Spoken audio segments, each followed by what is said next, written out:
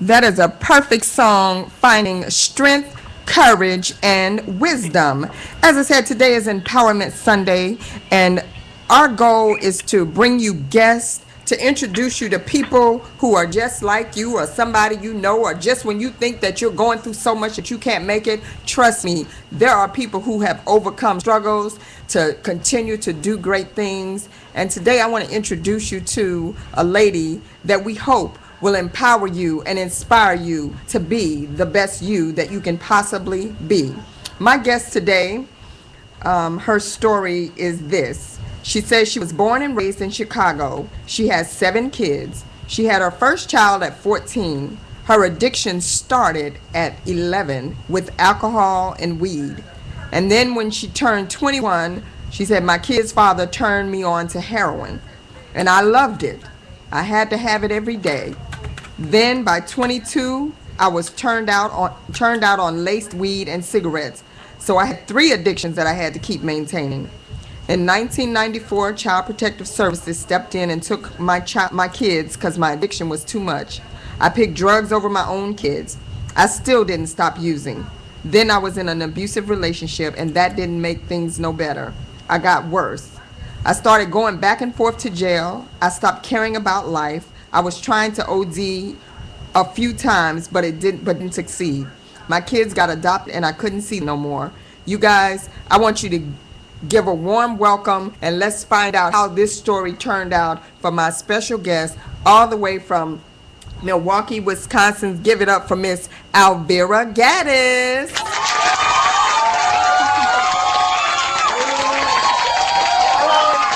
Hey, Miss Vera. Hi. How are you? All right. Welcome to DeeWorks Live. Thank you for having me. I really appreciate it. Yes, well, we appreciate you sharing your story. Say hello to DJ D-Mix. Hey, DJ D-Mix, happy belated birthday.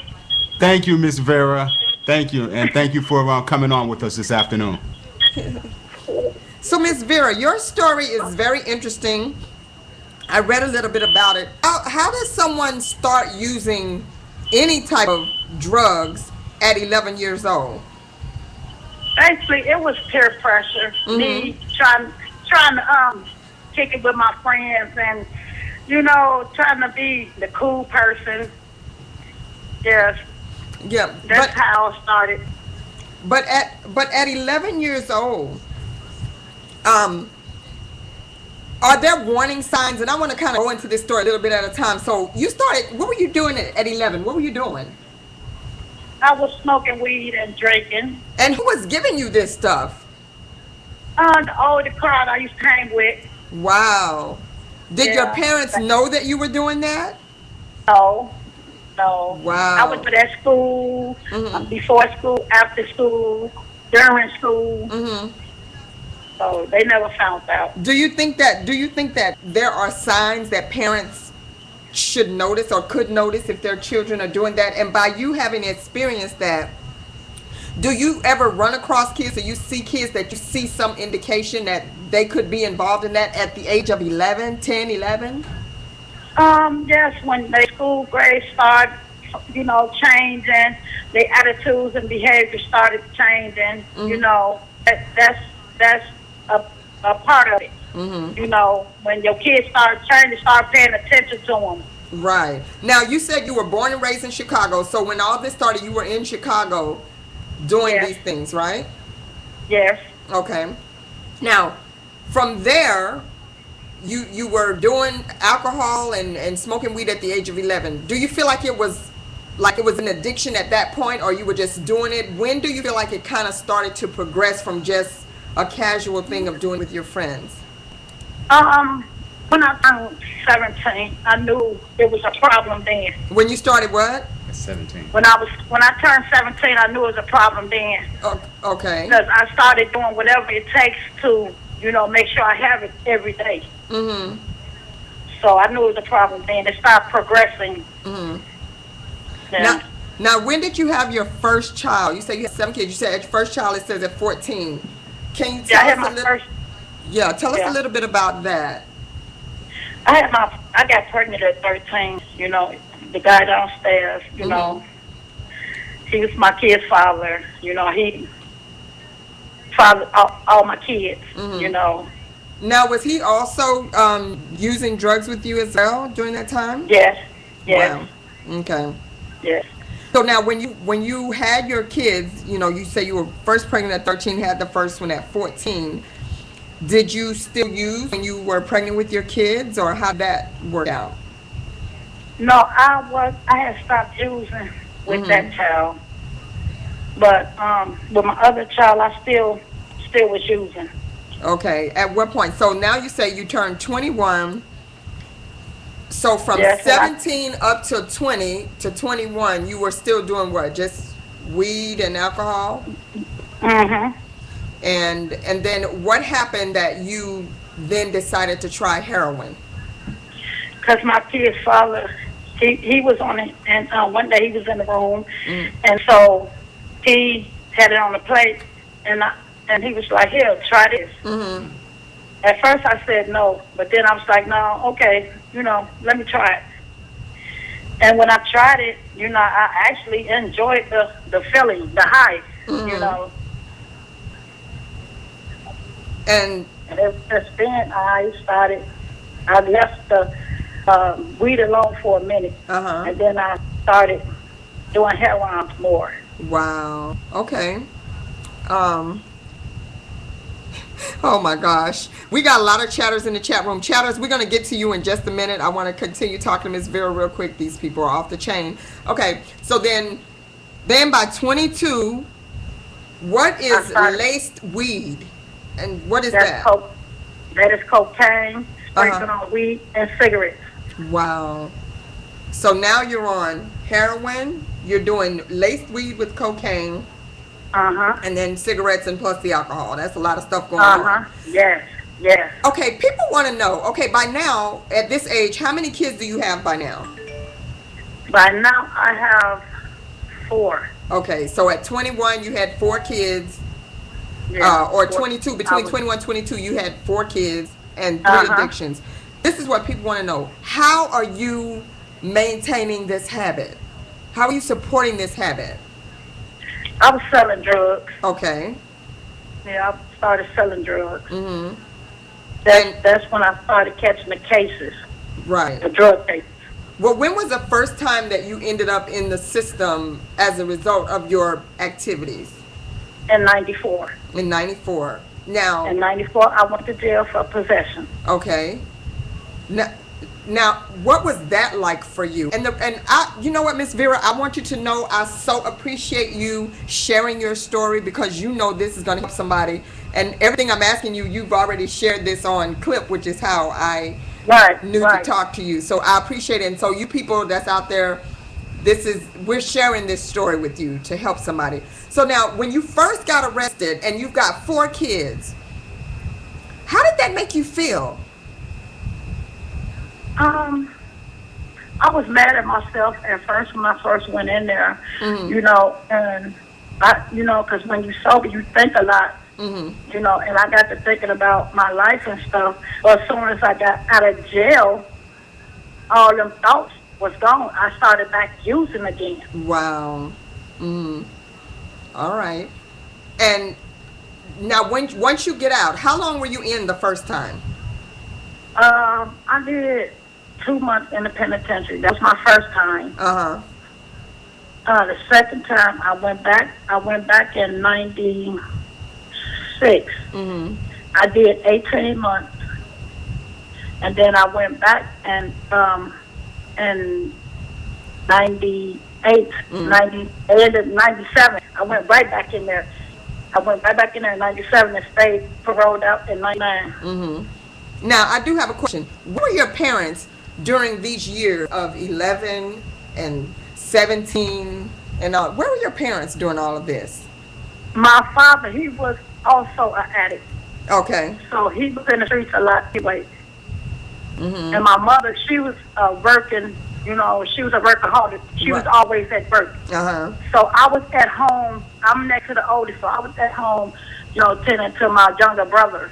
Okay. So, you know, I had a lot of responsibilities. when I was younger. Okay.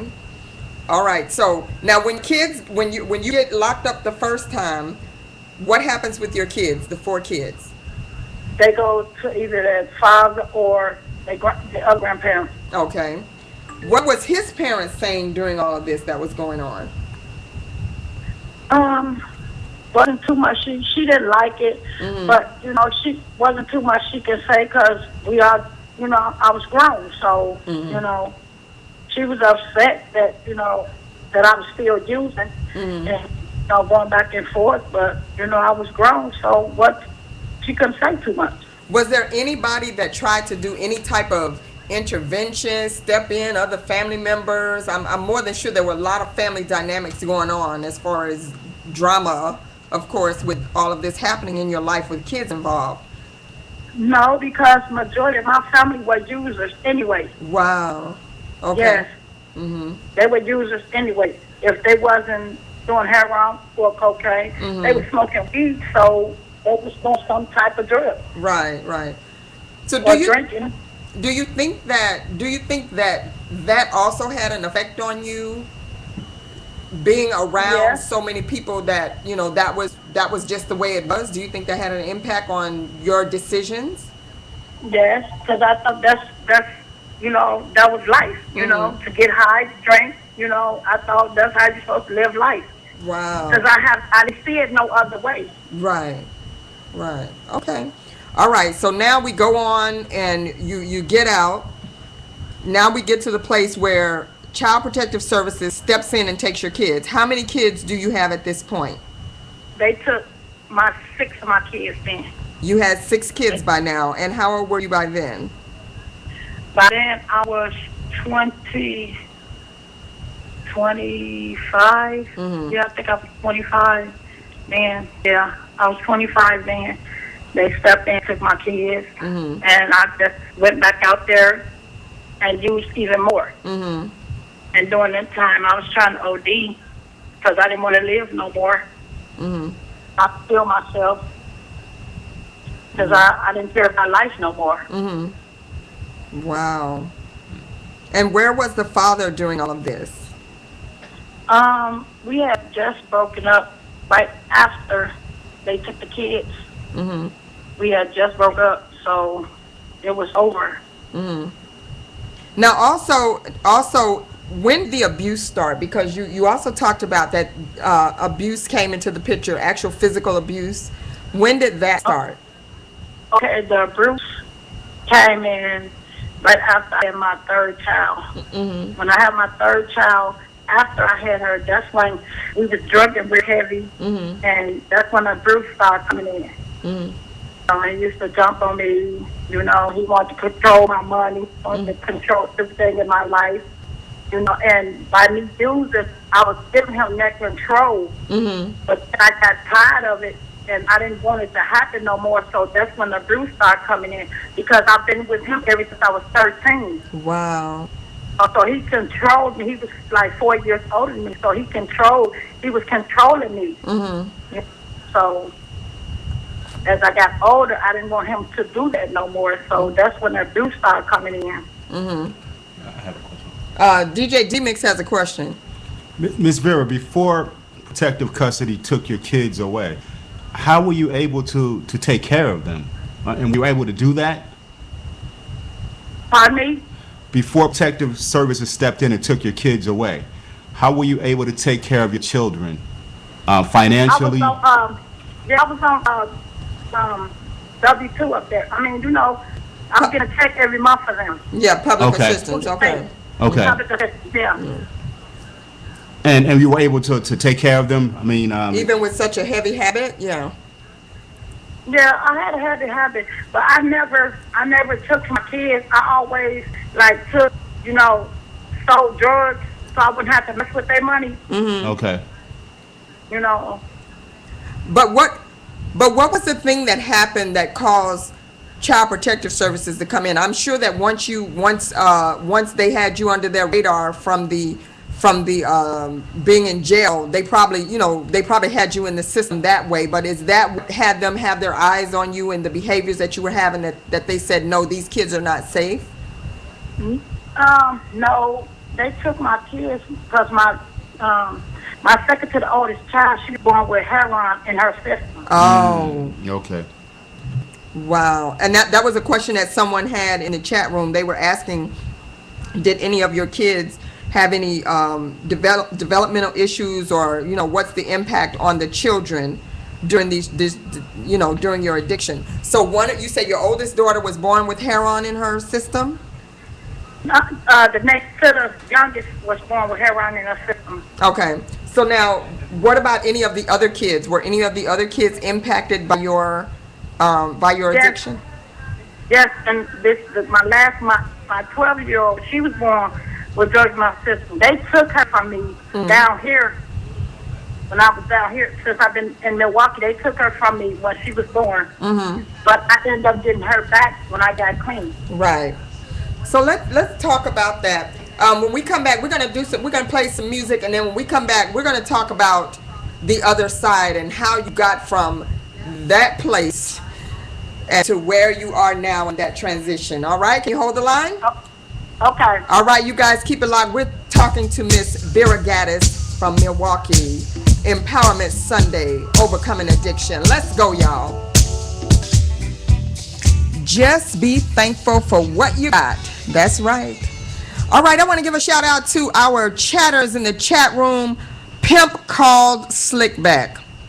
All right, Pimp, we not doing pimping today. All right, a pimp called Slickback is in the chat room. We also got Baby Doll 555 in the chat room. Hey, Baby Doll. Miss Catherine, blah, blah, blah is in the chat room. Thank you guys so much for tuning in.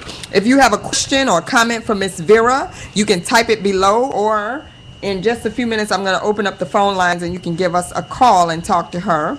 But right now, we just got through talking about just a little bit, and we can't go into the whole story right here because it's a lot. We're just trying to encompass a lot in a short amount of time. But the main thing is I want you guys to understand how deep this lady was into this lifestyle, this addiction, this everything. Now, Miss Vera, you still with us? Yes, I'm still here. Okay, so tell us about like some of the even more darker side, if this wasn't enough. Tell us about some of the darker sides of things that you went through as a result, like the consequences that you suffered as a result of living this lifestyle, trying to support your drug habit, being out there doing whatever. So tell us a little bit about that. Okay. It's been numerous, like a couple of times.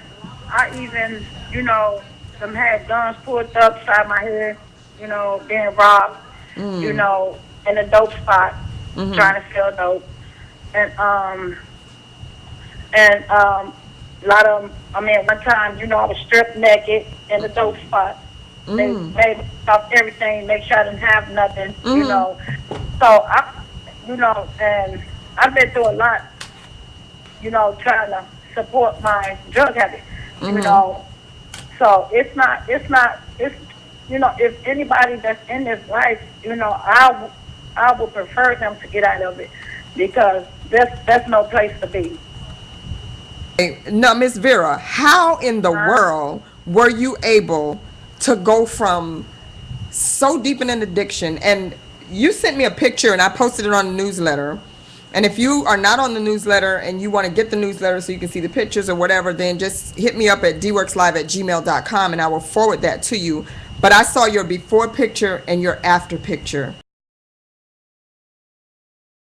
You were a shell of yourself. A mess. Like A mess. I'm not gonna lie, you were like what we see when we see. I'm not okay. We just gonna say, look at that. There go a crackhead. I mean, you were a mess. You were a shell of yourself. On there, and on that picture, I was I wore a size 140. Wow. I was 140 pounds on that picture. Wow. Yes. And I had 2 pairs of pants and then, so I was a mess on that picture. Okay. All right. Now, tell us, what was the turning point? How did you go from that to where you are now? Like, how did you even get out of it? How did you get out of it? I was at the dope spot one day. this was the last off me when I was at the dope spot one day, and when I got robbed, and when he put that that gun aside my head, it was like my life flashed in front of me, and it scared the mess out of me. It's like everything I ever done just flashed in front of me, and I knew I couldn't do it no more after that. So that day, I walked up at the dope spot. I left everything there except for the money. And I went to a detox center. I couldn't take no more. I went to a detox center, and I stayed in there, for a week. Because I had to kick heroin, And that whole week I was sick. I couldn't eat. I couldn't do nothing. It was terrible. I went through a lot that first week trying to kick the heroin. And then I went to, after that, I went to a treatment facility. I stayed in there. The program was 90 days, but I stayed in there 4 months because I was serious about getting clean and staying clean. Right. Once I got out of there, I went to a transitional living, and I stayed there 6 months. Okay. And I left at the transitional living, and I moved to my own house. And then that's when I got custody of my last child. My 12-year-old, I got her back in my custody. Okay, real quick, I want to jump back just a little bit. How did you get out of the situation with the children's father? I don't know, did you guys ever get married, or what was that situation? No. I couldn't. I had to walk away from him because I couldn't take it no more. The last straw was when he took the pole from a Christmas tree and he hit me upside my head and bust my head. Wow. And I left from that day. I couldn't take it no more. Wow. That was too much. I seen blood gushing down my face. I said, "This is not love." Right. And in your in the video clips that you did on Clip, you talked about how he would beat you, he would do things to you, just totally abuse you, and then he would say that he loved you, and you that was all you knew. You thought that was love. Yeah, because I seen my dad jumped on my mama, like I said, stuff like that is learned behavior. And I see my dad doing it to my mama, so I'm thinking that's love. Wow. But as I got older, I had to realize that's not love. Love don't hurt like that. Right. Okay. Well, all right. So now you go into the rehab, you go through the whole thing, and you're in a transitional living, and you get your own place. Let's talk reality. How hard was it? Did you have a relapse after your first time going into rehab? Did you ever have a relapse? Did you ever get close to a relapse? Tell us about that. When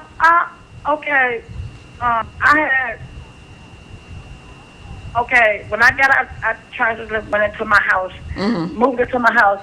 I let my auntie come stay with me. She told me she wasn't using no more, so I let her come stay with me. And come to find out she was using. And when I walked in her room, she was getting high, and I had the bubble guts. My stomach started boiling. I went in there and I talked to her and I asked her, why was you doing this? And she had the nerve to ask me, do I want something, knowing I'm just getting clean. Wow. So in my mind, I want to say yeah, but then I was like, no, because I'm not going back down that road again. So I had to put her out, and that was the only experience I had since then. I've been clean like 11. It'll be 11 years on the 21st. Wow! Yay! That's awesome. And I also been working for a drug alcohol treatment facility for almost 10 years too. So you're working at a treatment facility, okay? Yeah. Now. Yes, because because I was at the women's rights, and the lady whose facility was, she told me I'd come back in a year if I'm clean and work for her, and she hired me. And I've been working for her ever since. Now I'm working with the men. I was working with the women, now I'm working with the men. Wow. Okay. Yeah. All right. Well, we're talking to Miss Vera Gaddis from Milwaukee sharing her story. And if you want to ask a question, do a comment, type it below in the chat box or give us a call right now. The phone lines are open at 551-333-5633. Now, Miss Vera, congratulations on the 21st. You're going to be celebrating 11 years, right? Yes. We're going to be celebrating with you. I'm so excited. A lot of people in the chat, a lot of people in the chat room are happy. Baby Doll says, woohoo, Miss Vera, praise God. We got Miss Catherine and blah, blah, blah. I don't know if you can hear us now. We hope so. But why did you decide to share this story? And you shared this story on a social network, very personal. This is like a very, very personal story that actually you could have been, well, we know ain't nobody gonna mess with you because I call you my Peter. Because you whoop somebody if it's like, don't get twisted. She's sober, but she ain't crazy, okay? Right. She'll I get ghetto now. I get ghetto. I get ghetto, Miss Baby. And look, and she don't play about her Clip family. Don't mess with us. I don't. I will snap. They know it. Right. They already know. So Miss Vera, what was it that made you want to share your story and then also to agree to come right here on the radio on this great Empowerment Sunday and share your story? Because, Miss B, I've been so blessed, and I believe God put me, let me live for me to do stuff like this. And I feel I can say if one person, I know my job is done. I know God's smiling on me because I could have been dead out there a long time ago. So I know I have a purpose in life. So I don't mind sharing my story, because I feel that I hope to God it will save somebody, anybody. I don't care. I hope it saves. If it don't save number one person, like I said, my job is done. But I wish it would save more. I wish people see my story and just want to just stop. Because drugs is nowhere, and these young kids smoking this weed. Weed is just a gateway drug to other. It leads to other things. Amen. Come on now, tell the truth. So, why they thinking that they not a dope, as they used to call me a dope fiend in the hype? Why they thinking that in a minute they will be? Right. That's right. So That's right. Be aware. Be aware. Now, I know that, how is it for you now being sober, being clean for 11 years? I'm sure, as they say, it's one day at a time. How do you deal with it when you come across, and I'm sure your whole family is not clean now, are they? Did anybody else here? It's a couple of them clean. It's a couple of them clean. But the ones that still do, I don't even go around them. I love them, but I love them from a distance. Right. Because I still have to think about my recovery. You understand? My recovery comes before anybody. Right. And also, I know you got to go. Talk a little bit about also the residual effects and the impact on your kids. We know that Child Protective Services took some of your kids and some of your kids were adopted out. Give us the age range of your kids now, and then tell us a little bit about what that residual effect has been for your kids, and have you been able to mend the relationship with your children, the ones that had to be separated from you because you were not able to do what they needed for you to do? Okay. My oldest one, she just turned 25. I have a 23, I have a 22, I have a 21, I have a 19, and I have an 18, and I have a 12-year-old. But the first 6 I just named, them the ones was adopted. Okay. And they forgive me, but my second to the oldest and the middle child, they have a hard time, with accepting it. They have still have a lot of anger inside them. We study constantly, go at it, but as time go past, I see them, trying to forgive me, and, we working on it, because they just came back in my life within the last couple of years. So we working on our relationship, but like I told them when we got together, I told them, if anything y'all want to ask them, anything y'all want to say it, because whatever they had to say, I deserve it, but still respect me. Right. I'm still your mother. You know. But, you know, they felt what they had to say, and, you know, we've been okay lately. You know. I mean, we like my addiction, one day at a time. Right. You know? And it's a lot. You can't expect things to change overnight because that's a lot of years. Exactly. And exactly. And but that's a message to people out here that are deep into their addiction or whatever they're going through, that not only it doesn't just impact you, it impacts the lives of the people around you, your children, your extended family members. Mother, father, Yeah. everybody that's around, it affects them. See, when we out there using, we being selfish. We not thinking about the people around us. We only thinking about ourselves. We only feel that we hurting ourselves. But in reality, we hurt everybody around us. All right. You know, but we don't think about, well, we don't care. I'm going to put it like that. We don't care. Only thing we care about is getting that one more. Right. All right. Before we let you get out of here, any parting words, any shout outs? There's so many people in here. So go ahead and do your shout outs and any last messages that you want to leave with people that might come back, because people are going to come back and listen to this show. So any last words or anything you want to say to people? Okay, first of all, I want to say, you know, if you are an addict, please stop. There's nowhere. Let it go. Say no. Please say no. Stop now. Go to a detox. Go get some help. Because it's not worth it at the end. It's not. And I want to give a shout out to my Clip family. Y'all know who y'all are. There's so many of y'all now. You know, first it was a few people. Now I've got a whole lot of family. It's hard for me to remember all y'all names, but I'm going to say a few of them, the ones I really get in contact, who really contact me, and that's Miss B. You know I love you. Baby Doll 555, Nisha, Millionaire, Wallis, my brother. Oh, I love you dearly. Angela, Macmillan, I, you don't know me. Oh my God, see, Dabney. And anybody else, if I forget y'all, y'all know I love y'all. There's too many of y'all, but y'all, I love y'all. All right.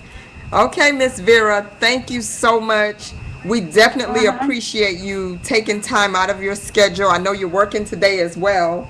Anytime. And as I said, we have brought you Miss Vera Gaddis all the way from Milwaukee, Wisconsin, and it is our hope that you would be inspired, that you would be encouraged to hold on, that there is nothing too hard. She's been through so much, so many life-threatening situations. She says she's tried to OD a few times, been in jail, guns pulled on her, but guess what? She's here. That's right. She's I'm here. still here through the grace of God. Yes.